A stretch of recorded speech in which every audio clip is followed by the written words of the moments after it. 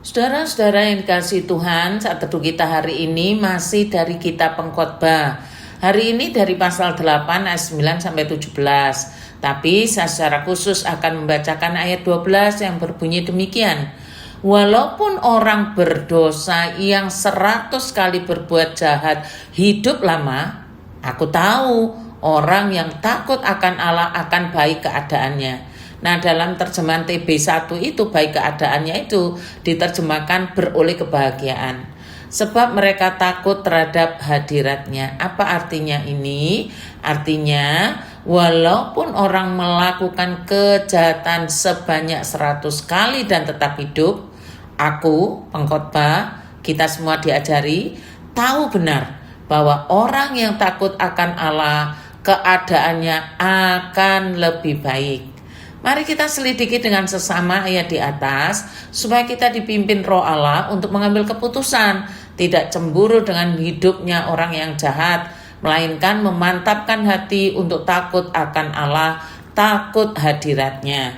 Dan masih ingatkah kita mengenai ajaran kitab Pengkhotbah ini, yaitu bahwa sia-sialah hidup kita jika terpisah dari Allah. Nah, sekarang hari ini Tuhan mengajarkan bagaimana hidup yang tidak terpisah dari Allah akan beroleh kebahagiaan. Memang dikatakan orang fasik akan bahagia, tapi orang yang takut akan Allah akan lebih baik lagi.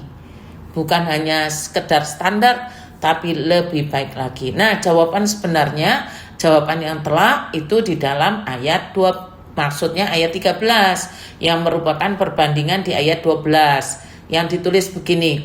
Tetapi orang fasik tidak akan baik keadaannya, dan seperti bayang-bayang ia tidak akan hidup lama karena ia tidak takut terhadap hadirat Tuhan. Artinya sebaliknya, orang jahat mendapat banyak kesukaran, hidupnya cepat berlalu seperti bayangan.